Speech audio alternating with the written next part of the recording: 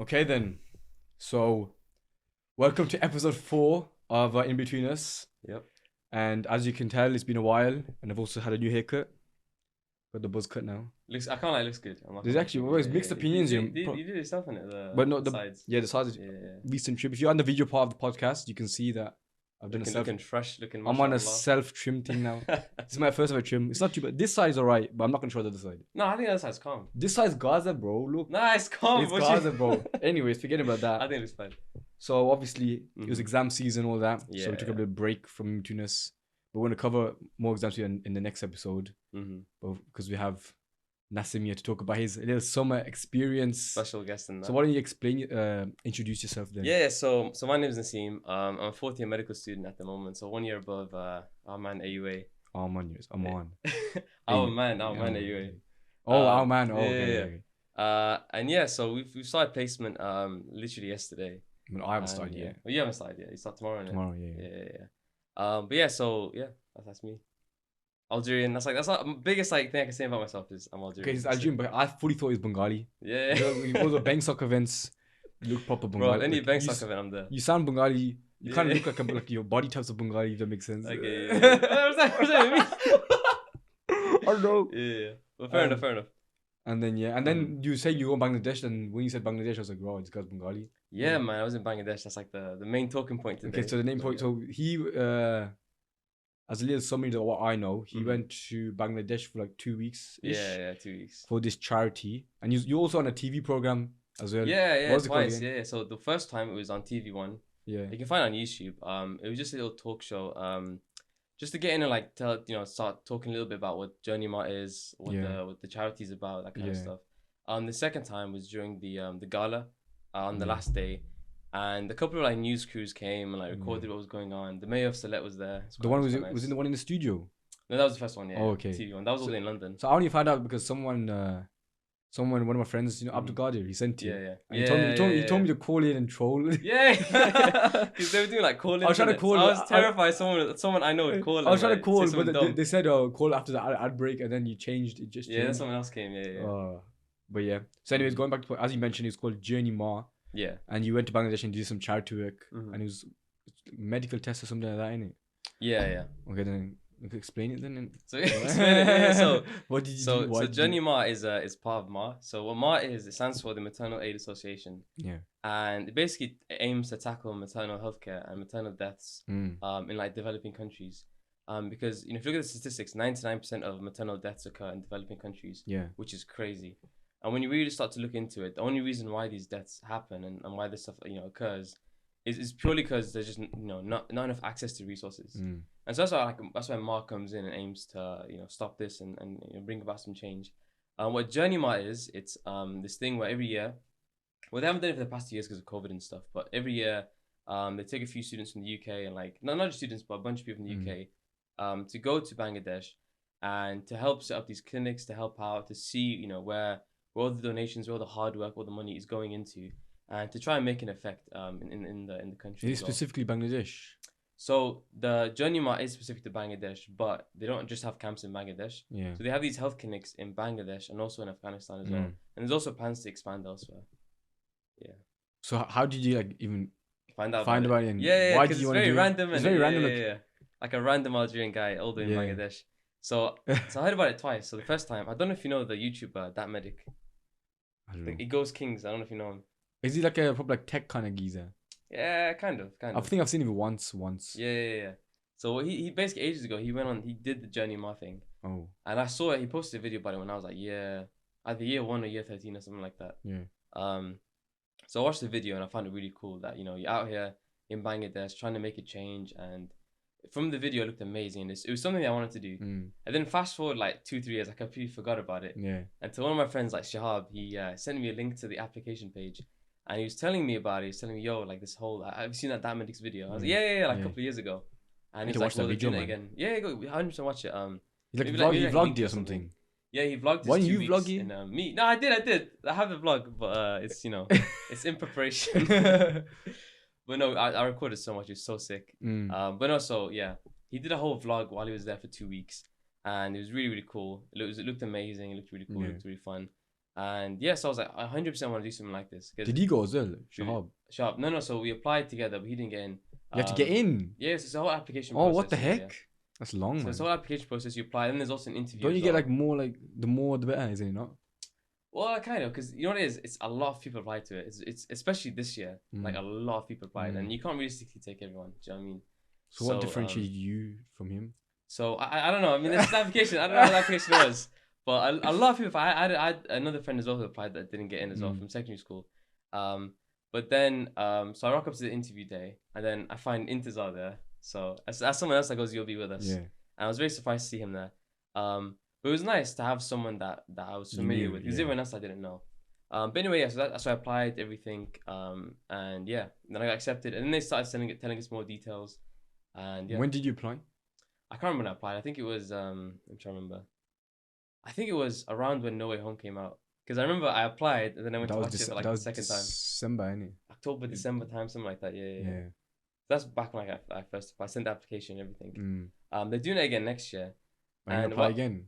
Me, you know what? I don't know if I can, but if I can, 100%. You'd rather do it again? Yeah, man. Like it was. I want to really try in a different country, help different people out. I mean, 100%. But the thing is, it was that enjoyable that I'd free to do it again. And I had a lot of people respond to like my stories and stuff, saying that they want to be part of it and stuff, which is really nice to see. I mean, you had a long story, bro. Just tapping and tapping. Yeah, bro. It's interesting. Look at Bangladesh again, man. Bro, you made me miss Bangladesh, bro. Yeah, that's good. That's good. I went to them 2018. Yeah. But I hated it when I went there. Why was because that? It was after GCSEs and I wanted to like go out with my friends and that. Yeah, that was even. I was really annoyed and it's really boring. But like I want to go and do like the sightseeing now. Yeah, I was too young to like. I had to just go around the family. It's so boring, man. Yeah, I know what you mean. But it's not like when you go. I guess when you go back home on holiday, it's not the same as like a proper holiday. Yeah. You're seeing family, like visiting. They're visiting you, all that stuff. I want you to go and explore the. Yeah, we did a bit of exploring, which is why it was another reason why it was so fun. See traveling and that. Yeah, 100%, and yeah, I think it was such a sick. And again, like the reason I posted so much is because there's just that's only like a fraction of the photos I took and the videos I took. I didn't want to like spam everyone every single day, even though I did. You did. I did, but there was so much more I could have like shown and stuff because he was so sick. Like, but I want to see the vlog, man. The vlog. It's like that mid kind of vlog. Yeah. So we Was it you like look? Hey guys. Yeah. I did a little bit of that because everyone like did a bit of vlogging as well. Yeah. And is it with the camera or the phone? So I do my phone. Yeah.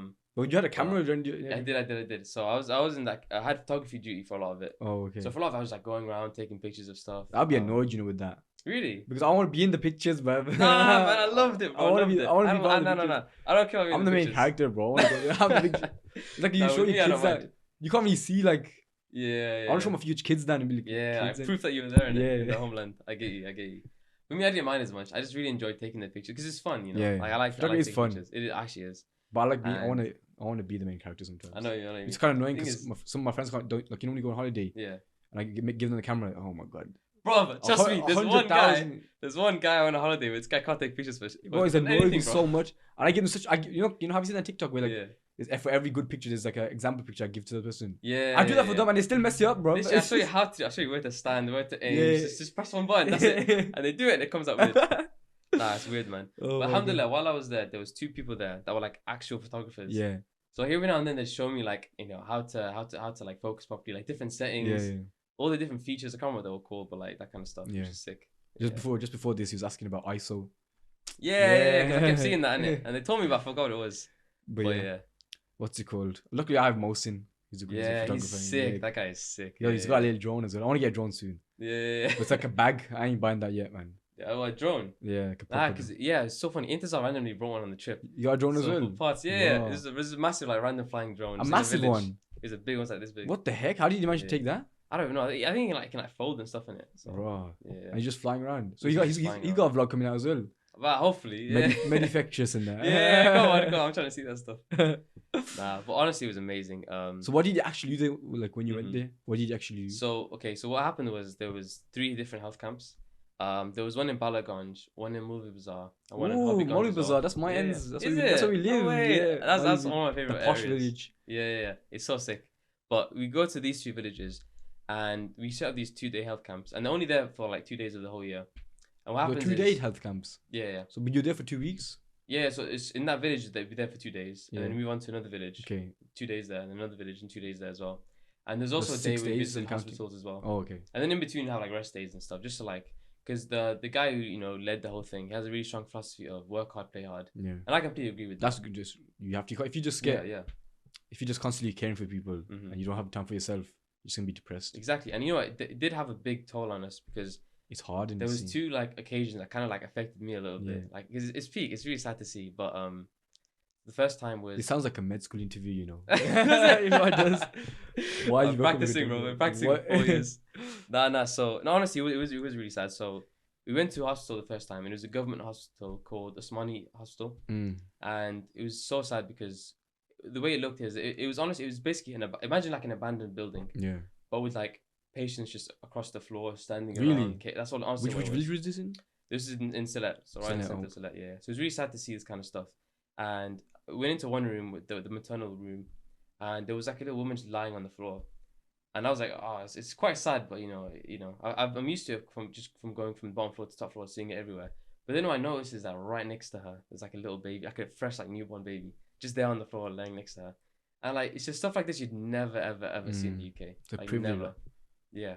It's a different world out there, isn't it? Honestly, it actually is. It makes you when you see this kind of stuff, you just like puts into perspective, and the things you get sad about is nothing compared to what they get sad about. I spent 2-3 years complaining about the NHS, like man, hating placement, but like you go here and you realize like you're so lucky. As many faults as NHS has, it's nothing compared to like what you have access. You're clean. It's clean. It's clean. It's safe. It's free. For example, there'd be like sometimes the day before we went to the hospital, there was an argument between a patient and a doctor. The guy just stabbed him, and that was it. What? The patient just stabbed the doctor, and that was in where? In Osmani, the same hospital we visited. When you went there? No, the day before, like a week before, something like that. They stabbed him, killed him. Yeah, I don't know if he killed him, but like the doctor just got stabbed. Just got stabbed by a patient. What the heck, man? But like, would that ever happen in NHS? Have you even heard of that happening? But I guess it does happen sometimes. Like, yeah. They try to. They probably try to. Maybe it probably has happened. You get security on that, though, innit? But yeah, you get security. There's that safety. There's that. You know what I mean? But that's just not a luxury there. And if you compare the wages there, it's just nothing. And you have to pay for it as well. Exactly. Yeah. But so the second instance was also really sad. We were playing because I loved one of the highlights of the trip was playing with the kids. Yeah. So I'd always be outside chilling with the kids. There's one game we count to 10, but like in Bengali. I forgot how you did it. Wait, did you learn Bengali? A little bit. What do you know? So like it's one I can't say. Say something. Say any word, anything. Like dur is like a. It's close to my heart. It's close to my heart. What goes dur? I don't know the literal translation. It was like dur, like go. Everyone tells me a different meaning behind it. I don't know. It's like dur. It's like someone says go. Someone's like it's go, but in like a really rude way. It's like it depends. Like sometimes it's a joke. Sometimes it's a rude way. Yeah. Bengali is it's like that. It's like very dual meaning kind of thing. Arabic's kind of like that as well, to be honest. Yeah. Namki as well. That's like a very popular one. Namki, like Abna Namki. What's your name? Namki. I'm forgetting already, bro. Namki. Namki, what's your name? Then I'll say Balasani. And the basics I memorized. Yeah. And then like you had to count to 10 as well. Then I forgot. How was like the translation? Then like talking to everyone there. I spoke about this like with the group as well, but it was something I found so nice, and like it made me feel really happy because. Obviously, I don't speak a word of Bengali apart from I just said in it. That's coming in. The only word I knew was dur in it, just because of my friends in it. And that's all I knew. Yeah. And bala as well. I used to just rinse out bala. But so obviously, I'm a foreigner, never been to this place before. I'm not Asian in any way. I don't know or do anything similar to the language, right? So it's just I'm completely out of it. But what I found is that people still, some people thought I was Bengali, so they come up to me, they try to talk Bengali to me, and I'll be like, oh sorry, I don't speak. But they wouldn't. It's not like France. They don't get upset or anything like that. You don't get angry. Yeah. They try and like say it slowly or try and like show me with their hands what they mean. Or sometimes they'll know a bit of English and they'll try that as well. And what I find is I love the kids and even some of the elders, the older people as well. They try to teach me a little bit as well, which I find so nice. Like I never once felt like look at this weird foreigner. They are so welcoming. So welcoming, and that's what I loved so much about the trip. Yeah. I never once felt like I was a foreigner, like I was an outsider. Imagine I'm the only one there. Throughout the whole time, the only one there who's non-Asian. Yeah. The whole time I was there. But I never once felt like that. I felt like with the UK team, I felt like I was part of a family. Yeah. They're all really nice and supportive. And then even like the Bengalis themselves, none of them like looked at me weird. They weren't like oh shada. They were never like that. But you're not that white. Yeah, no, yeah. Shoulder. Yeah. But like stuff like that. They don't, or like Arabic, like Yeah. because Arab guy. There's nothing like that. I absolutely loved it. So the Mm. barrier, there was a language barrier, obviously, but it didn't feel like like it would be in France, where you're uncomfortable or you're intimidated or anything like that. In another country, like European countries, you all feel alienated from. Exactly. Yeah. The 'Cause only you don't time, speak the the only language. time it feels like you're at home is when you're at a mosque, man. I swear down. Yeah, literally. 'Cause that's the even if only you're- familiar vibe. Yeah. Exactly. Everyone treats you nicely, Mhm. like a brother, sister, whatever. Yeah, literally, then, literally. And even bro, we even went to a mosque in the village as well Yeah. for Jummah, and it was bro, it's just right. It's just the same as the UK. Yeah. I think what's the difference? What was the weather like though? It was actually calm. Like, I'm not Huh? gonna lie. Nah, it's alright. Oh, you went in August as well, innit? Yeah, it was hot. I'll tell you, it was hot, innit? Differently But hot. It was hot, different, but you get used to it after a while. There's not that much AC there as well, though. The thing is, we went like we took a minibus to everywhere. Oh, right? yeah, They had yeah. AC. Yeah, and yeah. that was like heaven, Yeah, bro. yeah. Like Heaven I look ride, forward to heaven, at the yeah. end of the day, Yeah. just that ride home. The hotel we were at had a really good AC. And yeah, like places like that it was okay. But the thing with me, isn't it? I don't sweat that much, so. Bro, I sweat like crazy. Yeah, And a lot of people in the trip sun like makes that, me yeah. tired, bro. Yeah. I don't know yeah, why, yeah. man. Even in the UK. Yeah, I makes know me what you mean. tired. Yeah, UK Walking. hits me more. The thing is, the only day that really got to me was the day we went to Jaflong. Must And definitely- that day, it's like a border between India and Bangladesh. Oh, okay. And it's really nice. It's very, very scenic. But the trek up the hill and back, like, I was finished. Well, you did a man. hike or I was something? finished. It was kind of like not really a hike. It wasn't tall or anything, but I was just going through the area and whatnot. In the heat as well. In the heat, and we had to carry umbrellas to protect from the sun. Like that's how bad it is. Bro. You had to buy at the. That'd be hard though, innit? Nice It little was umbrella. hard, man. It was hard. But now I was sick. Yeah. But anyway, back to like what I was saying. About there's two moments that really like affected me. The second one was when you went to so you were in one of the villages and there was like a massive building that looked like, again, it looked like an abandoned building. And I actually thought it was until I went inside. But there was a kid playing outside. Yeah. And he gestured towards me and this other girl to follow him. So we were following him inside the building and we were trying to see where he was trying to take us. But then he went upstairs to the second floor and that's where like a lot of the patients were. And then he just took us to his mom and like kind of pointed at her. Because he thought we were doctors. And he was trying to like get us to like do something with the mom and stuff. You know what I mean? Oh, that's so sad, man. It was so sad because then one of the things that hit me the most is like you're sitting there, I can't do nothing. Yeah. I want to do, if I could, I'd do everything. Do you know what I mean? But I can't do anything. So what was your actual main role then? So our main role is like okay. Once we arrived to the health camps, we had different roles assigned to us each day. The way the health camp works is it's kind of like an MMI a little bit where there's like stations. So in each health camp there's gonna be stations, right? And they're only here for 2 days, 2 days in the whole year. So in these 2 days they let everyone in the village know who are pregnant that these health camps are here free of charge. Make sure to come. And then what happens is they come. There's a station to register. There's a history taking station. There's an investigation station and like a consultation station as well, and also medicine as well. And you basically cycle through these. They take a history. You do some obs, which are basically blood glucose, blood pressure, and urine dipstick. You do all these. They write down on your armband. You have a consultation with an actual doctor, and then they give you some medications for free. And there's like some like the basic medications really useful for pregnancy, so like folates and stuff like that. And it was really, so, and again, all of this is completely free. Yeah. And this is to groups of people that may never have seen a healthcare professional in their life. And they may never again, do you know what I mean? So honestly, it's amazing what they've managed to do. And the amount of lives they've potentially changed because of this. Yeah. And so what we'd basically do day to day is we'd get assigned a different post each day. So for example, sometimes one of us would be in history taking, and then we'd have to take history and like. But how would history take? Do you ever do history taking? So so this is one of the ones I didn't do. Because you don't have the Bengali. Yeah. So if I was to do it, I'd have to be with someone and like kind of have to translate in between. I have to ask them because it's not that I couldn't do it, because that's what's so good about this place. It's not that I couldn't do it, because even though I don't speak the language, all I have to do is pair up with someone and ask them what to say, and then it'd be more efficient if someone and they teach me, but it would be more efficient. But yeah, what I did a lot of was the obs and stuff. Yeah. And I got really, really used to it. So. And I absolutely loved it in the end. I didn't get signed up for none of it. Like, you're gonna find that in third year, innit? Like, you're just gonna be chasing sign-ups on it.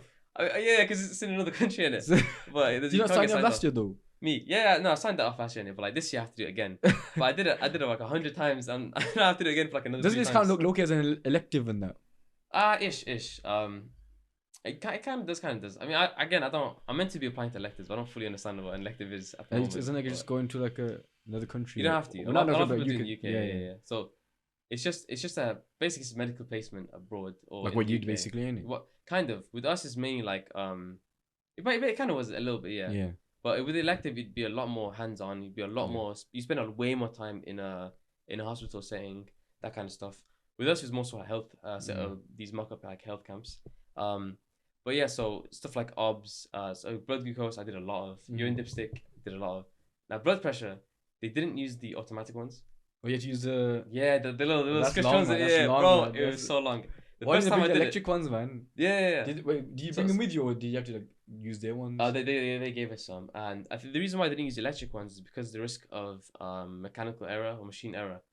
With the manual ones, you don't have that, and also it's also cheaper as well, so you can get more and whatnot. Did you use stethoscope as well? Yeah. So the first time I did it, I was still haven't doing it used on this mine. lady. I bought mine 2 years Yeah, ago. bro, you're not gonna use it for time. Still haven't used it. Yeah. Hopefully in placement. They say, oh, yo, when you have to bring it. It's so dumb, bro. You don't use it in year 1, you're using year 2. Like about 80, 90 quid thing as well. Yeah, man, you could have bought way later on and be fine. I have a friend that's starting 4th year now, and they're getting it for the first time now. They didn't need it for 3 years in Imperial, but so with the blood glucose, I mean we did it a few times in the first year, but I didn't really understand it. I don't really fully understood how it works, and a lot of people like struggle with it because these days it's just all automatic. So anyway, a lady comes and I'm doing the blood pressure on her, and I don't know what is happening. Like they told us how to do it, but I can't hit anything. I'm like, what is going on? So I was about to like fake like it's what the heck? No, because I was used to it. Like if you're practicing with people in it, like I just pretend I could hear in it just to get over and done with. But I realized it's actually someone like you have to. This is quite a serious scenario. So what happened was I just admitted I can't do it. I got someone else to do it. And then I just said I don't know how to do it. And they there and then they taught me how to do it. They made sure I fully understood. And that was it. Do you know what I mean? Yeah. And then after that I became like really confident at it. And after that I did I actually did 100 after that. Maybe not 100, but I did so many that I became really proficient, really used to it. And so I mean, if there's one thing I can take away from the whole thing, I could do manual BP. Yeah. Did you clock anything then? Like anything bad, anything good? What do you mean, like did your investigation lead to find out someone's? Oh yeah. So that happened to me once. Someone had quite a high blood glucose, so we had to write it down and stuff. Yeah. And a lot of the findings were stuff like that, stuff like high BP every now and then. Sometimes it'd be a really high blood glucose, that kind of stuff. But nothing too serious other than that. That I saw myself. So most women like fine, kinda. Kind of. I mean, I didn't see all of them, but a lot of them is But I don't know what their histories were like. I don't know what their consultations were like, and what medicines they need to prescribe. But all of them, they got given all of that at the end of it, and a little bag as well, filled with all the medicines and some extra free stuff as well, and they were sent away. Yeah. So and the thing that was about, I might be getting this wrong. I think 400 mothers in total across the 2 weeks. The 2 weeks that we were there. Yeah. Which is amazing. That's 400 That's people good, that would never have had these checks. Yeah. Do you know what I mean? So I was really gassed about that. Really happy about These that. are things we get taken for granted. Yeah, man. Like we can buy it from the shop, and literally, you can buy it from a shop. You can do it yourself. All 3 of these tests you can do at home. Yeah. But these people just don't have access to that kind of stuff. One thing that really and the education for it as well. Yeah. Okay. So when it comes to JourneyMaa, there's 2 really big things they aim to tackle. So one big thing, which is maternal healthcare, maternal deaths, and how do you go about this? So there's 2 really big ways they go about this. Number 1 is these clinics. So that's what I've been talking about this whole time. This is what the clinics are. This is what the stuff they aim to do. And the second way is to education, because that is the most sustainable way you can try and bring about change, right? I think educating the population is prevention is the best treatment. Exactly. There you go. Like with smoking, like you can stop so much like lung cancers and literally there you go. All this lung problems just by stopping smoking. Right? One thing I say, I was walking on the QA and that. And then I've seen these nurses and doctors just smoke. my boy, you literally learn what he does to you. It's crazy, yeah. But anyways, maybe they have their own reasons, who knows? But yeah, and so with these what we aim to do is like educate them about a range of different things related to maternal deaths and whatnot. One really big campaign they had was about period poverty, and spreading awareness about that and educating the young girls about period poverty. So period poverty is just about how there's there's not really much money and whatnot that goes into sanitation products for women. Like pads and stuff like that. So a lot of young girls don't have access to that stuff in Bangladesh. It's quite a taboo topic, so it's very difficult to find a way to teach these young girls and whatnot how important these products are and how important they are to to stay sanitary and whatnot, and how we can avoid infections so many bad things can come from a lack of sanitation. That's a very big problem in like South Asian society. It is, yeah. To be speaking about all these different things. Exactly. You have to find out on your own and stuff like that. Yeah. So what they aim to do is to teach these young girls about it, and so the whole period poverty thing is it costs money for these products, which is really sad. But that's just the reality of it. It costs money to have these like basic necessities. Like, it must be like hard to get as well from there because the infrastructure is not there to bring it in. It's not import. But here's another thing that MAA does that's so amazing about MAA is they've got this new product which is basically a kind of like a reusable, rewashable sanitary pad that they can basically have, which is completely sanitary for like I think it's for a month. I'm not sure, but it's a very, very cheap way of giving access to young girls. How does that work? I don't know the details. So the blood goes onto it. Yeah. I don't know the details. I wasn't there for this section. That's scary, man, because moms, if they end up using it more than a month, then it's very dangerous. I've no idea. I don't know myself, but the end goal is better to have this than nothing. Yeah, do you know what I mean? And that's the whole period poverty thing. They don't have access to anything. And, what did you used to do back in old days before like all these pads? I'm not gonna lie, I don't want to know, but who knows? No, but I'm just like, I was like, all these. They probably didn't have anything. You know how we don't have glasses and stuff like that. They probably just didn't have it, and then there'd be an increased risk of death. Because back in the day, there's a high mortality rate back in the day. Yeah, they didn't wash their hands back in the day. Do you know what I mean? There's so much things that we do day to day. Yeah, but they just never did back in the day. And we're here to MAA is here to kind of bring about that change. So if again with education, they have these talks for women as well, telling women what is safe to do while pregnant, what's not safe. Just general some education about pregnancy and whatnot, just to help reduce that risk of maternal death. Because if you look at Bangladesh specifically, I looked this up myself afterwards because for my elective I was planning to do a maternal healthcare based one in Palestine, and I was looking at the statistics. I think in the UK, just roughly, I think the deaths per 100,000 people in the UK, maternal deaths is about 7. But in somewhere like 100,000. What? Per 100,000. In Bangladesh, I can't remember exactly, but it's above 100. I think it's 150, maybe 200, maybe 150, 100. I can't remember, but it's a very, very high amount per 100,000. Yeah. Do you know what I mean? So, because I'm not surprised. To me, that sounds kind of low. It sounds low, but like if you compare it to the UK, it's like, what, 10, and it's actually one of the highest in the world globally. It's crazy because we have like a really high population of 160 million, I think. Yeah, it's such a small place. Literally, yeah. It's like half the size of England. England is not in the UK. England. But here, maternal deaths are so rare. It's honestly a very rare thing to find out. Cleanliness and all that. Yeah. But in Bangladesh, it's the third leading cause of death for women. Imagine that. Like, you're a mom, the third highest risk of you dying is giving birth. Yeah. Which is so crazy. That doesn't happen in the UK. You can just give birth and that's it. It's fine. No one here like fears dying from. Maybe they do, but like it's not a very common fear to or expectation to just give birth and die. If I know in you watched a video about this in I think Chad or Sierra Leone, and the deaths there are crazy. I think it's 100,000 or something ridiculous per 100,000. And over there, women will just give birth and just bleed to death. Like that's it. They just bleed to death because there's no products there. There's nothing to help stop that post birth like bleeding. Did you see anyone like suffer from it?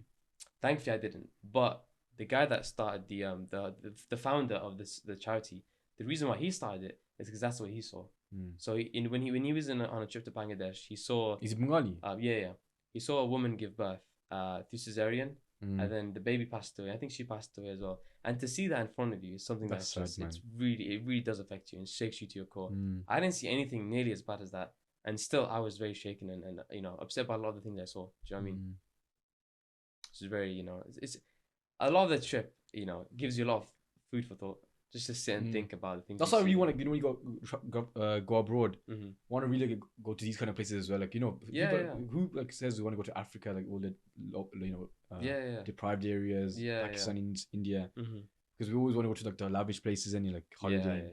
But this like puts you back on the ground and it makes you realize how privileged you are. Because even when it comes to observing the beauty of Sylhet as well. Yeah. Obviously. There's going to be areas of Sylhet which just bare rubbish. It's just proper like abandoned. It's like Birmingham, to be fair. Yeah, as soon as you leave town, they look like Birmingham. As soon as you leave town, disgusting, man. It's nasty. I hate Birmingham. The difference between Birmingham and Sylhet is that Sylhet actually has some beautiful views, bro. Yeah. Amazing stuff. And you know what? It felt, bro. I don't know the farmlands, the rivers, the tea. But I love it. I love it's flooded now. It was floods recently. Yeah, it wasn't as bad when we were there, but I think I remember when I went to Bangladesh, like. It was like when you were driving, there's just water everywhere. Yeah. And what's happening in Pakistan right now is proper sad as well. Really sad as well. Yeah, when you see how bad it was affected. Apparently, you can see from the satellite. I saw a picture. I don't know if it's real though. Yeah. You can how see bad the flooding is. Yeah, it probably is. I think I think it was 50 million affected or misplaced, which is the population of the UK. I heard it's like 10 billion to at least help. I don't know. That seems really low, to be fair. Yeah, but yeah, it's really sad to see. But with the beauty, I mean, it makes you feel like you're in a real country, a real place. Because you see the ugly bits, but also the beautiful bits as well. And so having that constant side by side makes you feel like, you know, you live in life. And life there's really relaxed. Like you know, these Asian countries, you just go to your work, come home, relax. It's simple. But if you come here, it's all buildings, all windows. Yeah, it's very modernized. And, and everything's centered about you being busy 24/7. Exactly. It's very secluded. If you do nothing, you just feel like crap. Literally, if you sit at home one day, it's just you feel depressed. Because it's also social media though. Social media is showing you what everyone is doing. Exactly. And you're like, I could be doing this instead. I'm at home playing Far Cry on my PS4. So I'm tired, yeah. Yeah. And then I see someone like post out they're revising something, and I'm like, oh my god, what am I doing? Exactly. There's like constant mental comparison of like, he's doing this, I'm not doing that. I'm doing this, he's not doing that. You know what I mean? But over there, it's very different. So I barely use social media now these days.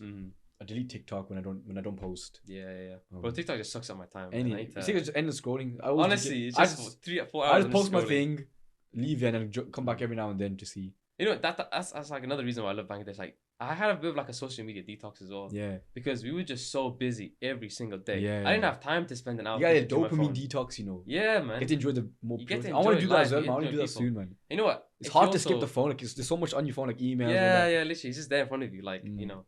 But another thing, if you compare the societies as well, over here, you know, it's very, everyone's kind of just doing their own thing. If I go to a random guy on the street, and I wave at him, he'll be like, yo, who? Do you know me? Don't know you? Beat you up, bro. Yeah, he's like, yo, you know. They're usually like friendly, man. You can talk to anyone. In Algeria, especially as well. If I just go to a random guy, be like, oh, hello, and like they'll talk to me as if like I'm their brother or their cousin or their son. That's what I love, man. Especially that's what with Muslims, man. You just feel like But here, obviously, even like the Muslims here, like you know, like the Asians and if you talk to them, like you look at them, they think you're shocking you.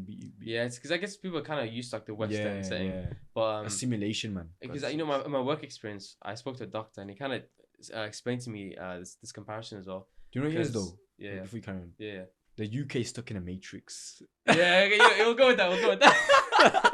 We'll go with that one. The Matrix, The Matrix, man.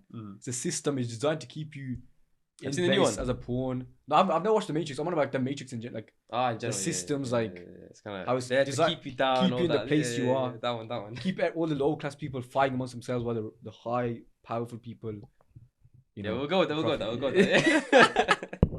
Nah, but basically what happened was what was I saying? Something about something. Yeah, so he was telling me about the comparisons, and so he was telling me how when he used to work as a doctor in he was in Pakistan. Yeah. He was in a village in Pakistan. And there was this doctor that I was shadowing for work experience. Oh, okay. He was working in Pakistan, and there's a kid that came because of an accident. Maybe it was like an animal attack. Maybe he fell. I don't know what it was. But his leg was messed up. So they had to take him to the hospital. And the whole area, the whole village, whatever, they all jumped out to help this guy. They were trying to find a car. No one had a car. Someone had a car. So they put someone inside the cart instead of like an actual car. And they all worked together to like take him to hospital. And everyone's working hard to help this kid out and whatever. Even they don't know the kid. They don't know who he is. But they're there to just help him out. And if you compare that to something that happened in the UK a while ago, there was a police officer that knocked on someone's door. And then I think she was just stabbed. Or near her house, she was stabbed and she fell to the ground. The police officer here are corrupt, man. Yeah, that's a whole separate thing. But she got stabbed. That Sarah girl got kidnapped or killed. That was crazy. That's crazy. But so she was stabbed and she's on the ground, like bleeding to death. And people are just walking by, like ignoring her. Like it takes a long time for someone stops and helps her out. Do you know what's? Oh my god! There's a video recently it's like Birmingham. Someone got ran over or like hit and run. Yeah. And the guy, there's people like he's just lying in the middle of the road like bleeding out. Yeah, literally people are just like. Have you seen the video? It rings a bell. I think I saw one like this in America. The people are recording and walking past. No one's going to help him. There's bare 10 man around it. I felt there's a big thing kid, like UK, the kids watching and stuff. Like if my kid was there, I'd cover her eyes, bro. They're just watching, observing in it. But I don't know what it is. I don't know why. Recording as well. The fact that the person who sent the video, I told him just don't delete it quickly. You shouldn't be sending that stuff around. Yeah, because people really, affected don't want to be. It's really scary, man. Yeah, you don't want to be like. It happens somewhere. If like Bangladesh, the entire village will come and Yeah, that's what I'm saying. Like, there's a lot more sense of community and tightness, and and I felt that a little bit when I was in Bangladesh. Yeah. Like, it's nice, it's cozy, everything's kind of together. Do you know what I mean? no one's really like that much of a stranger. That's the problem with Western society. It's like it breeds this you're on your own mentality, man. Which is fair enough in it. Like there's a whole like you should be able to do that, but you should be able to have the reason behind that. Yeah. But I'm not gonna get the to Matrix. That. The Matrix. Don't forget the Matrix. Nah, but yeah, it was crazy. And you know what it is? I saw so many little things that had an impact on me. One thing I saw. Imagine we're in JourneyMaa, right? Yeah. And on the first day of the trip, we converted our money into taka. And I converted about like £100 in the taka, which was like, I don't know how much it is, like what, 10k, something like that. Yeah.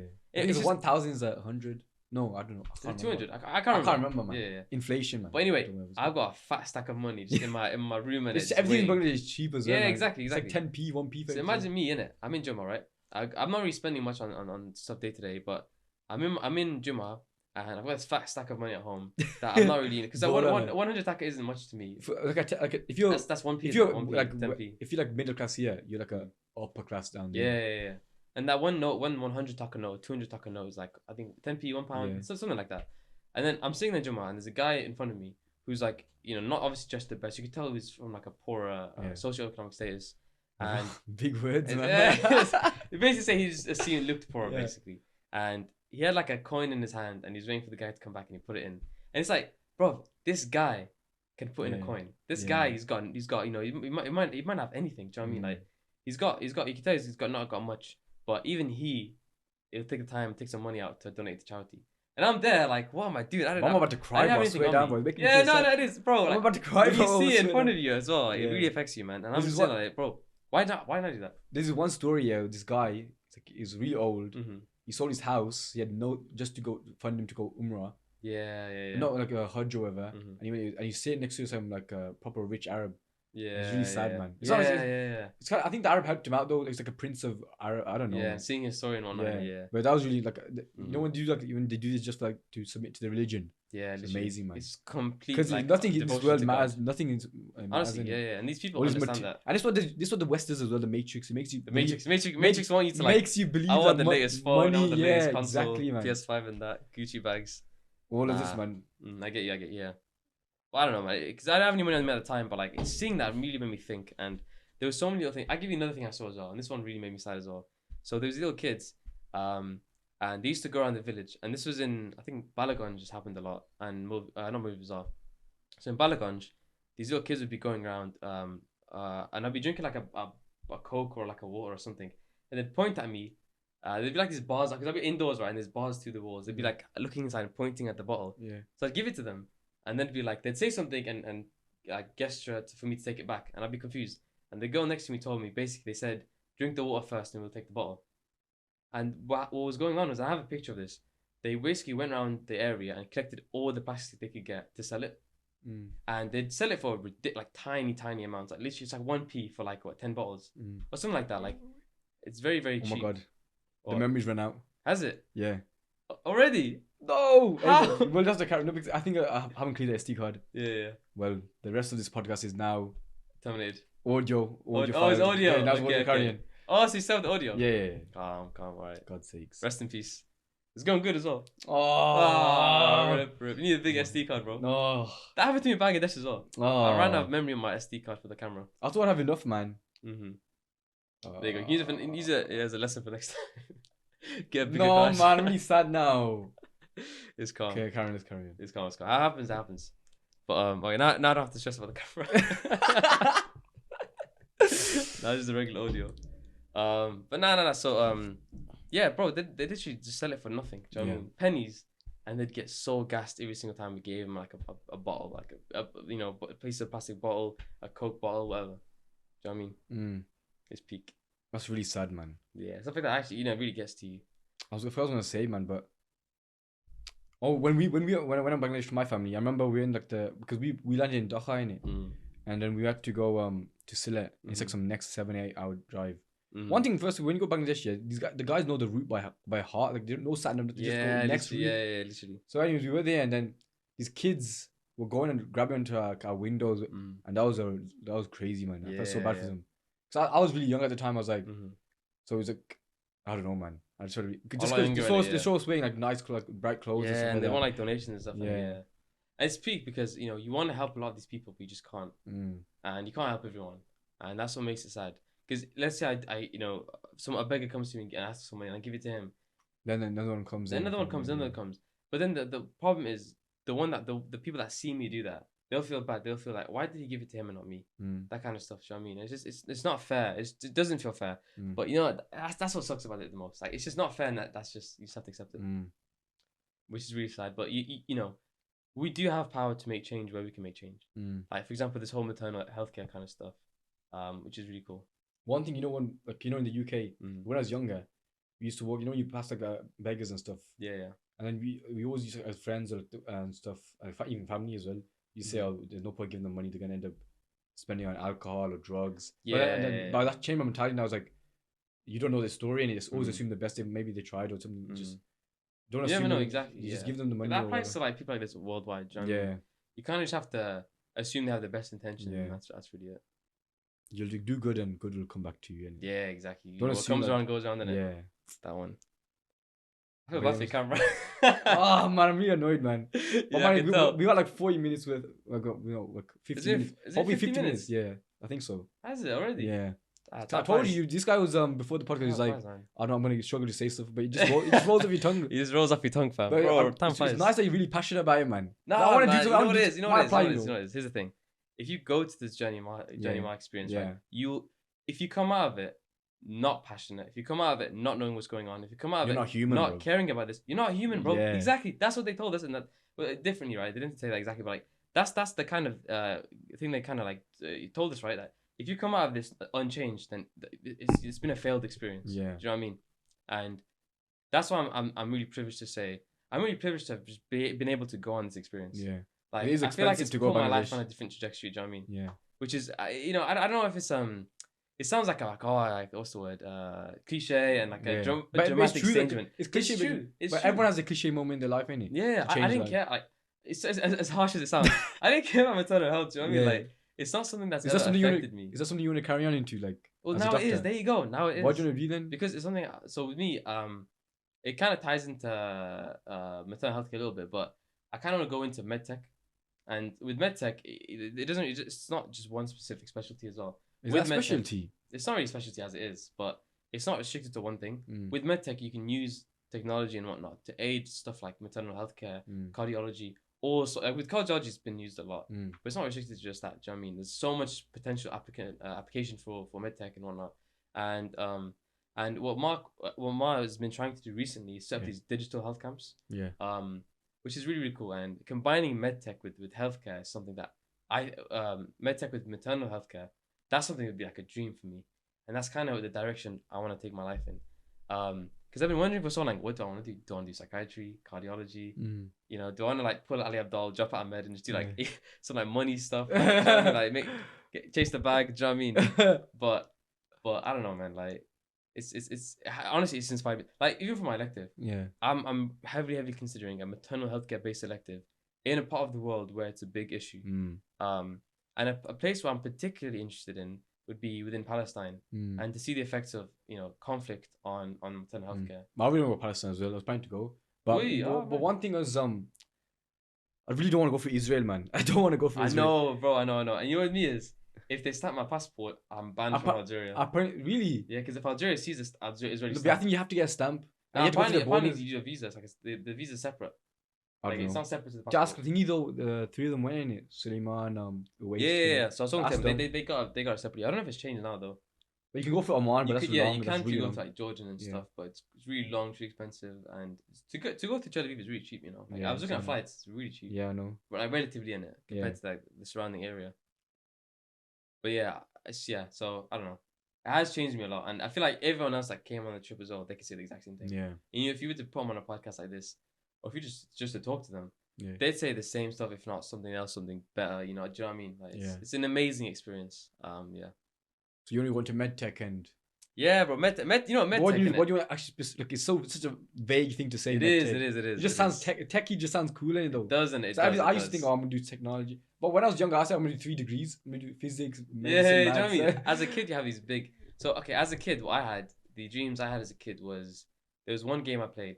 I thought if anyone hearing this I don't know who's hearing this, but if you know this game, I love you straight up. It's called Deus Ex Human Revolution. Do you know about it? What? No one knows. Say that again. Say that again. Deus Ex, Human Revolution. Okay, no. So the name Deus Ex comes from Deus Ex Machina. It's like a video game. This game influenced your life. Like my whole it's one of those moments where it just pushed me in a certain direction. Which sounds so dramatic. Yeah. But it's true. So in this video game, there's a guy. There's like a whole attack on his the building he works as a security guard, and then his limbs are gone, whatever. So what happens is he gets these bionic limbs that are attached to him, these prosthetic enhancements, these prosthetic limbs, and that was just the coolest thing ever. And for me, what I wanted to do with medtech was become, get involved in these really, really powerful, amazing replacement for hands. These proper augmented, bionic limbs. There's this kid, who had amputated arm, but he couldn't afford that prosthetic one because it cost thousands. He made one with the Lego and he proper that one. I saw that. It's sick. And you know what? That ties into this whole thing as well. Do you know why? Because obviously as you grow up, you realize certain dreams you had as a kid aren't realistic, and these prosthetics I wanted to do, they exist. Yeah. And obviously you can make them better, but as they are now, it's like 1,000, 2,000, 10,000 maybe. It's ridiculously expensive. Yeah. There's a whole new market that's come out of 3D printed prosthetics. Yeah. So it's way cheaper and way more affordable and accessible for people. So now what I want to do, because there's already a market for this in the UK. There's already a whole there's people here to do it. Me and my friend, we were thinking of trying to set something like this up within Bangladesh, because that's something new and foreign. Yeah. But it's so cheap and easy to 3D print these limbs to help those without arms, without legs, and being able to be that change in a place where they otherwise wouldn't, because if we don't do it, that's what I really want to do. Not with the limbs, but I just want to go to other countries and then try to help them out and do something that exactly. The thing I feel is my main goal is not to give them it's like an analogy. I don't know if I'm saying that. Analogy. The analogy is that when you give a man a fish, you can feed them for a day. But if you teach a man to fish, you can teach teach them for a generation. That's what I want to go. Yeah, exactly, help out with the infrastructure, educate them. That's what that really changes the. That's how you bring about change. The future as well. Exactly, and that's why again I keep bigging up Ma and making it big up Ma. Shouting out Ma. Ambassador, man. Ambassador. This give you a page. They should, bro. Give you a job, bro. I do it for free because I'm passionate about it. But this is what they do. They're teaching the kids. They're teaching the people how to look after themselves. Basic stuff. Do you know what I mean? That they otherwise. Okay. I'll give you another thing about why it's so important to teach people and educate them. Yeah. It's something I saw in Bangladesh, which I will never ever see again in my life, and I don't think anyone I know is ever going to see this. So a dad comes up to so one of the leads of this, he's a doctor. He comes up to him and he says, "Yo, so here's my son. His heart looks a bit weird. Is it normal?" And then when the doctor sees it, it's just immediate alarm bells, because it is not normal. I can't remember the name of the condition, but basically his heart has kind of herniated through his ribcage and it's growing outside of his ribcage. So if you look at the kid, he's I can't remember how old it was. How does the heart still work, bro? It's crazy. It's subhanallah in it. It's amazing. But if you look at this kid, imagine a heart with a balloon, the elastic piece of a balloon wrapped over it. It was literally, his heart was directly under his skin. I could see the chambers of his heart, his aorta, that kind of stuff. It was just there in front of me, and it was crazy. You could see the heart beating and everything. His heart was basically directly under his skin. He was, I can't remember, what, 4, 5, 6, 7. Oh, the kid. I thought you were talking about the dad, bro. No, the kid. The dad brought the kid. Yeah. Oh, that's sad, man. And the kid is just there, with his heart just outside of his ribcage. When you look at something like that, it's the chances of you be able to do something is really low, ain't it? Well, to help it. Yeah. I don't know about that, but what I do know is that with every minute you wait, every second you wait, the chance of death just increases. Yeah. And the dad, he came up to him "Oh, I'm surprised is my son okay?" 4 to 5 years. Yeah, it's crazy. That's what I'm saying. In the UK, you'd never see something like this. Yeah. When it's identified at birth, it's sorted out immediately. Yeah. So the fact that it's gone on for this long, I'm never gonna see that again. But the reason why education is so important is because the dad came up to him and said, "Oh, is this normal?" Yeah. Now, it's not because the dad is dumb or anything like that. It's just because there's no education when it comes. There's no health awareness. Yeah. This education, health awareness just doesn't exist. So for the dad, he thinks it's completely normal. If the doctor wasn't there that day, if we weren't there that day, they could probably go by his life day to day. Dad would be like, "Oh, it looks weird, but it probably is nothing." And then unfortunately, potentially pass away. But we were there to see it and identify it, and it's very, very important to spread health awareness. So when parents see stuff like this, they're aware that something is not right, and they can get the help. The earlier you can do it, the better. Exactly, early prevention. More likely, exactly, yeah. And eventually, we explained to him the situation, and the charity was able to fund this trip to Dhaka for emergency surgery and whatnot, which is amazing to see. But yeah, And I said I can't get over the image of it because it's so surreal to see a heart like that close. You know, it was literally directly on their skin. It's like if you were, it's hard to describe like what it looks like. But it was really, really, it was interesting to see, but also really, really sad. But yeah, nah, having that, it was like that, there's like a quote from like a movie, I forgot what it was. I think it was Inception. But I kind of like when you plant I the haven't watched that seeds. much movies, you know. Inception, Matrix. What's wrong with You you, haven't man? seen it, bro. Watch I used to watch cartoon movies like Cars and all that. Ah, yeah. That's one of them ones. Nah, these are sick. Like Shutter Island, that one's sick. I used to start watching these movies, man. Nah, dude, bro, it's sick. But you know, once you plant that seed of knowledge, it grows into this amazing tree, and that's basically what you're saying, right? Yeah, and that's kind of the main thing I want to do. But being a doctor, man. If you carried on as a doctor now, when you graduate, I feel like you wouldn't be as happy doing it in the UK. Yeah, because you know what? UK NHS is not happy. Not even just the NHS, like the actual work you do is like, I don't know. It's not because here they'll find another doctor, they'll do it. It's just routine stuff. It's very routine stuff, isn't it? Yeah. But compared to people in Bangladesh, you actually have a big impact. Like you do, but with it comes a lot more stress. Yeah. Because there's no one there to help you. Yeah. There's no one there to like check up on your mistakes. If you mess up, it's on you. If someone dies, it's what builds on a man, you. though. What? Builds your manhood, your masculine. Well, I don't know. Yeah, it makes you more independent. You have to learn from your mistakes. You do, but with all the stress that comes with it, you know what I mean? There's other ways of doing that. That's just me taking the mic. But once you have your experience, though, would you consider moving to a country like that and helping out? 100%. And like fully moving, like forever. Yeah, man. Because not forever. Because there's only so much you can do before it starts to have an effect on you yourself. Yeah. Obviously, like I'd love to stay somewhere like Algeria.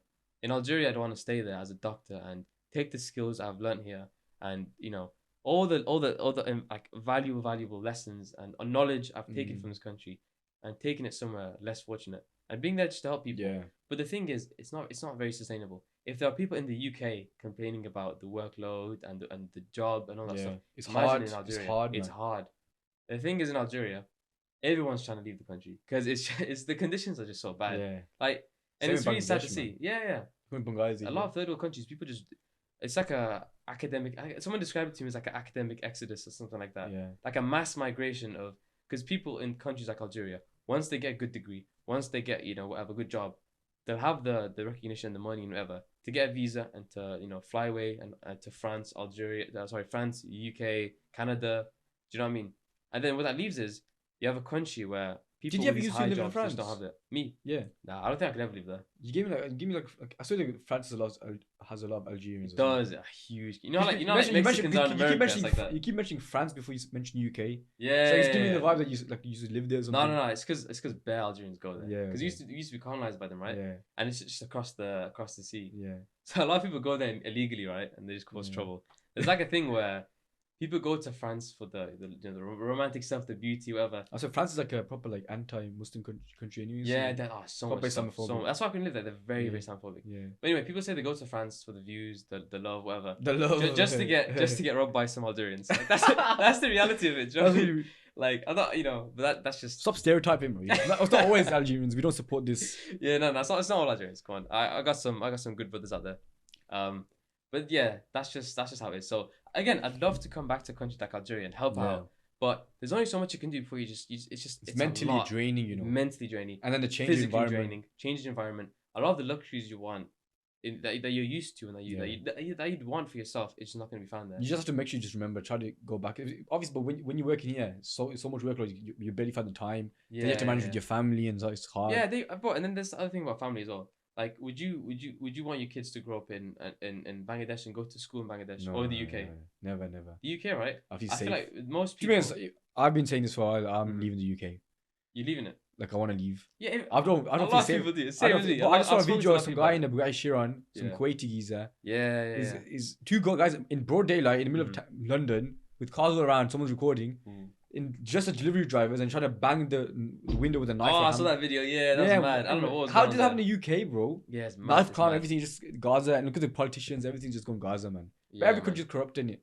Yeah, I feel like it's worse other places. But as you're saying, that's what makes it mad, in it. The stuff we complain about in this country, nothing compared to other places. We have the luxuries of what other like the third world countries, healthcare. We never have to worry about our health. We have to worry about our safety. Like, You know, it's just the luxury of even then you'd be scared there. Like, my grandma always says in Bangladesh, be careful with the woman, especially you can get kidnapped and stuff. Yeah, stuff that happens a lot. It's easy to even in Algeria, like there's a big whole like child kidnapping thing, and it's not everyone is reported as well. Yeah. So it's a bigger issue than it seems.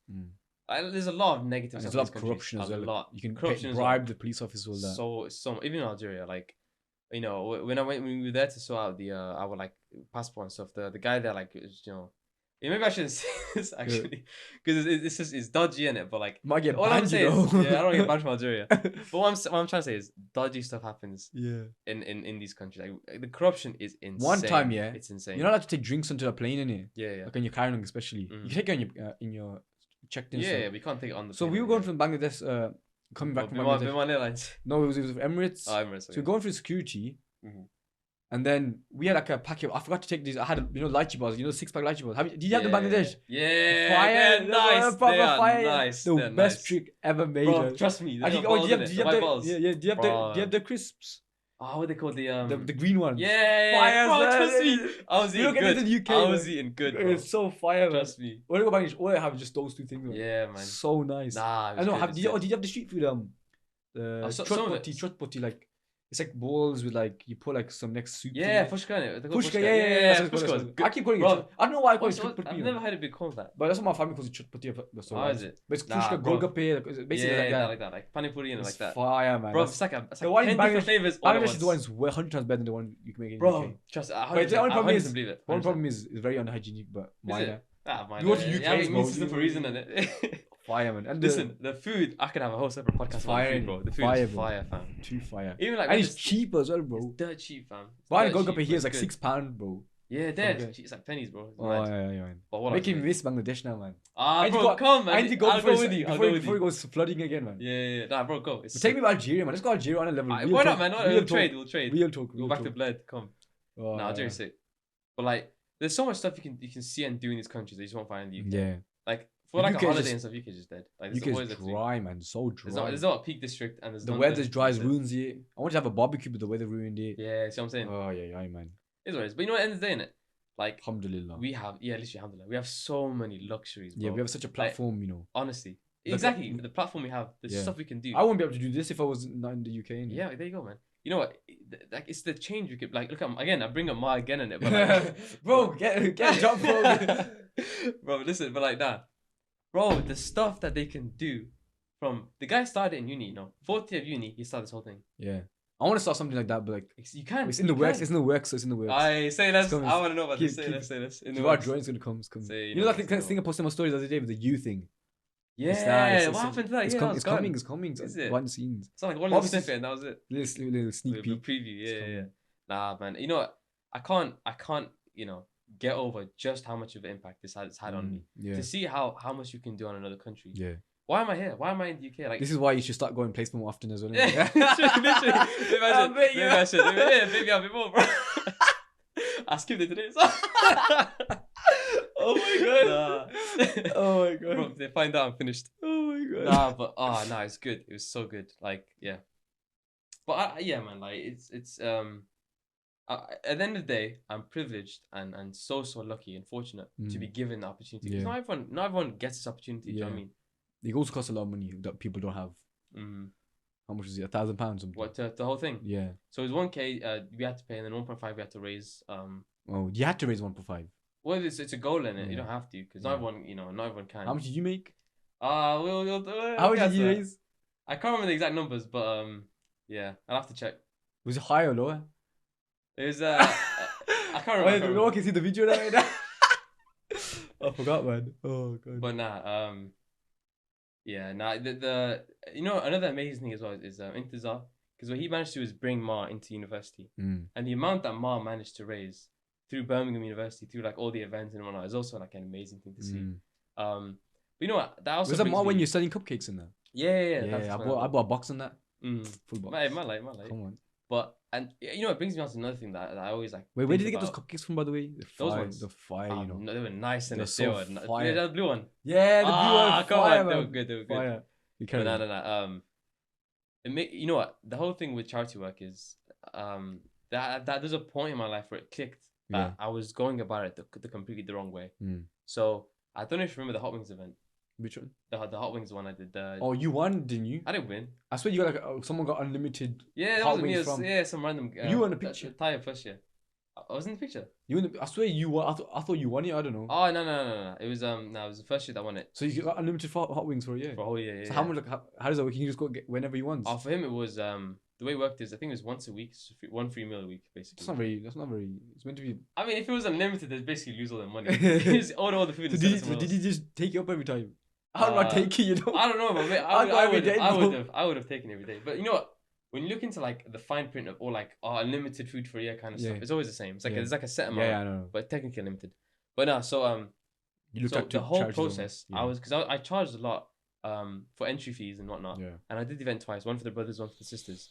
And I spent so much time figuring out the correct price, figuring out the best price, all of that, just so I could make the maximum amount of profit for the event. Alhamdulillah, we made £600-700 on one event, which is crazy. Like for a charity event, you know, I was gassed about alhamdulillah. But the problem was the intentions behind it. My intentions were not to raise money for charity and for it to go to good cause. Obviously it is, right? But my primary intention was I want to raise the most money. Oh, I want my event. Same, you know. Yeah, but it's not good. You know that I made charity week. Yeah. So me and Cash teamed up and Jibril as well. Yeah, you had your whole like thing we going were on, winning, but we had a campaign. Guys did a lot. We made our own campaign. We tied ourselves man. together.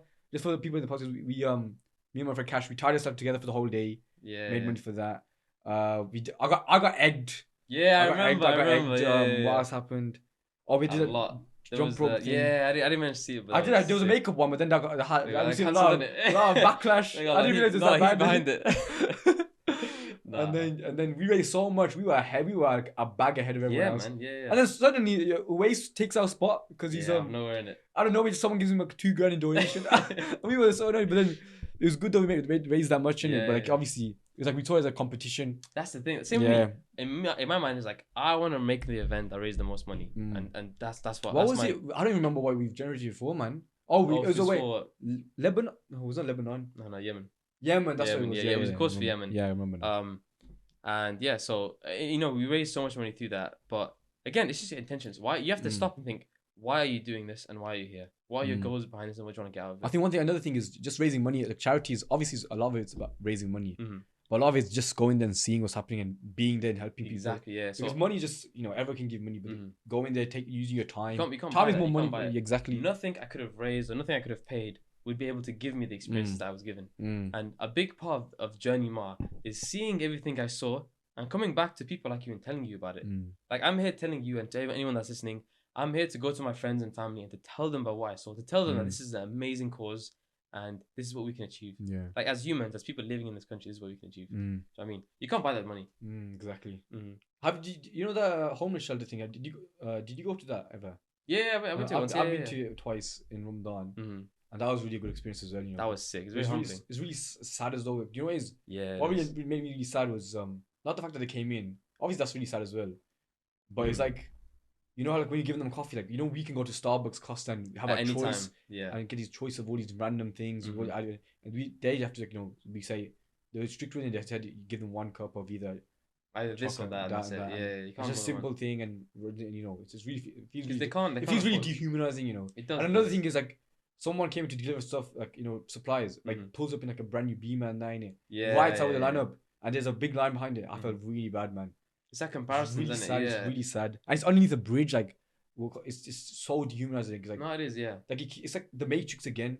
It's designed to keep them with it. Like it kind of like. I see. It's not the Matrix, but it's like the concept of it. Like how it's designed to like it's like to keep them with what homeless people are associated with living under bridges. No, and they have to go there to eat. It's just really sad, isn't it? It is really sad, and And they just come into you like there's no education. I didn't see anyone like talk to them. Here's the thing is, in Australia is very different. In Australia, they do aim.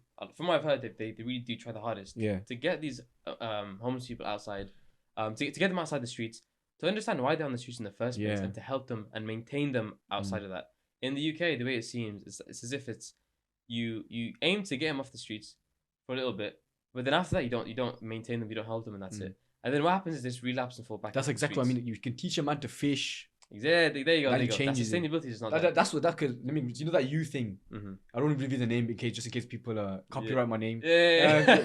I guess they're gonna start registering. Yeah, imagine trademarks and that. Yeah. Like, basically, that's all about that concept. Yeah. Because I think the main thing is putting into the a lot of stuff. You know, Palestine stuff. Yeah. Never gets put in the media. Yeah. And that's what people when we went to a few years ago, can you see that post today? There's the Palestine. We organized a protest in it. Oh yeah. And we walked around like after it ended. We walked around we had our flags and going home.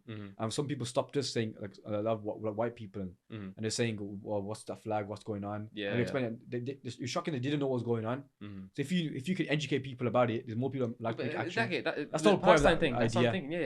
Yeah. You can shout and you can scream and you can chant Free Palestine over and over again and go for it. Fine, but the people walking by, they don't know what's going on. Yeah, that's the main thing about anyone. The main thing about protests is they'll say, okay, that happened. They'll record it. Yes, exactly. And then they'll find out more about it. So they can hear the screams and the chants, and then they go and look it up themselves. And hopefully it starts something from there. I remember someone on Twitter said, "What's the point of a protest? It's useless, waste of time. It doesn't really change anything. It's just awareness. It's just awareness." Yeah, it's because if you know that's honestly all it is. Yeah. But that's an important thing. But again, I'll bring it back once again to Ma. Because come on, listen. It's like, okay, look. Sponsored or something, bro. I actually am, bro. Look at the homeless shelter, right? Yeah. With Ma, they have those clinics, those shut up, because Ma, they set things up in Bangladesh. And it's the clinic is similar to the shelter in the sense that they hire volunteers and they raise money and use that money to put into this clinic or this shelter or whatever, and you know, to help people that are unfortunate. It's the same thing. The clinic to help the mothers and these shelters to help the homeless. The thing is with Ma is they don't just do one thing only. They also do the education. Yeah. You know what I'm saying? I guess with homeless people, it's difficult to kind of educate them and you know. Let them have access to help they need or talk to them. Or just come and talk amongst themselves and stuff like that. No. And it's all white people. That's one thing about, you know, Asian Muslims. It's all white, you know, they take care of the people. Yeah. You never see like an Asian in a care home or like on the streets. But the thing is, there was one Asian guy that was there. Really sad because seeing your own people on the streets makes you really sad because, you know. Yeah, it does affect you. It's really unusual to see like you know, elders. Someone, yeah. Someone's quite old. And he's got kind of angry at us as well, you know. Like because we you know, busy dealing with the customers, you know, people, and then, you know, he got a bit annoyed. Yeah. It's just he probably think, I don't know, something. It's just sad, and you don't know what's going on. Honestly, that's the thing with. And that's what it takes. If you do too much, it takes a lot of compassion. It does, yeah. That mentally draining, man. It is, because you have to understand that they're going through so much, and they have been through so much, and obviously they're gonna get angry. They're gonna have emotions they can't control, and you just have to accept that and just put it aside. And it's difficult to do it, but you just have to do it. And that's the other thing with the shelters. So what you know, you don't know why people are homeless. You don't understand, and I didn't understand either. But when I went to the shelter and I understood that a lot of these people are here not because of drugs, not because of all that stuff, but just because of situations that they can't, you know, outside their control, family, or, you know, maybe work, or all sorts of things that is outside their control, and they're on the streets. And it could happen to any one of us in the end of the day. Yeah, we could have been born like that. Yeah, you know, we could have been born into a situation like that. But alhamdulillah, we're not. Yeah, alhamdulillah. And we're in a spot where we can actually do something. Yeah. So say anyone who's in a privileged position, use it, man. Use it for your well-being, in it. No, what? Kind of well-being, well-being. If you're in a position of privilege, which most of us are, especially if you have the luxury of listening to this on your phone, on your laptop, computer, that's already a luxury there. You can do something. You can, even if it's just going to like doing volunteering. If you don't have the money, you know, go volunteer. Start a project, go join. Like you know, if you look at your like, if you're listening to this, right, and you're drinking like a bottle of Pepsi, bottle of Fanta, bro, that one bottle you're holding, if you're holding it, if I gave it to that kid, and I did, I gave it to I was about to say that. They were so gassed. They were so happy. Like, it's just a bottle. Do you know what I mean? But for their eyes, they didn't see that. That's the source of income, and that's for their family. And that's, you know, going back to this point you mentioned time ago, social media detox. What makes you feel like falling in love with the simple things in life again? Yeah, honestly. Dopamine detox. And that's one problem in the society. And I suffer with a lot of dopamine detox. I'm just always choosing comfort. And it makes you really, you know what, it makes you really tired, you know, because you just when you do something that's out the norm of your random like junky things, it makes you super tired, like your body isn't used to and stuff. I know what you mean. That's why I need to go under intense. I was planning this August. It's gone now. I got busy, but I wanted to go like on a 3-day camping trip. Nothing. I want just swimming in the cold water. I don't know if I'll be able to do it, but like I've been swimming. I can't even swim. Some cold. But I know what you mean, like, it's away from everything, man. Just to reset your clock and getting in touch with life again, man. Yeah. The life we're in is living in a metaverse, man. The metaverse, in the whole Matrix, in it. Yeah, Matrix, that one. Everything is surrounded by digital screens, pixels. People get meaning from likes and stuff like that. It's, you know.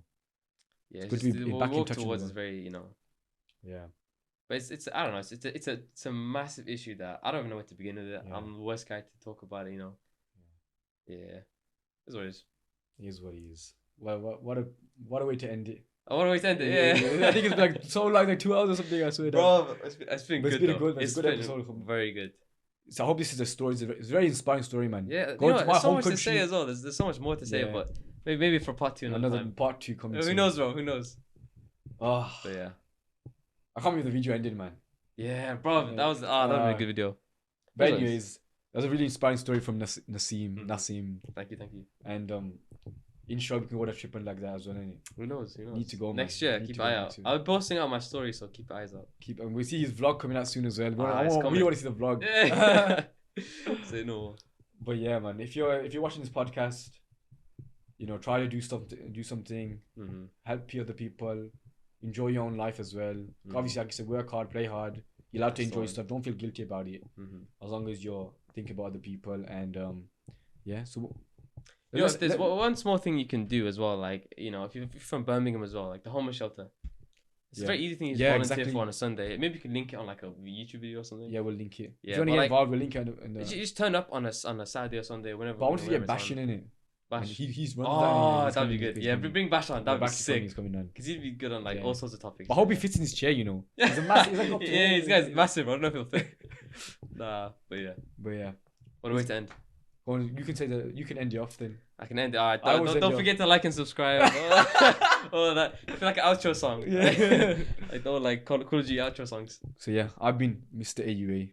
I've been Nacim, the Bengali. And thank you for listening. Thank you so much. There we go, man. There we go, perfect. Alright, that was a good one, man. That was good. I'm trying to do it again, bro. Oh, it wasn't even 12.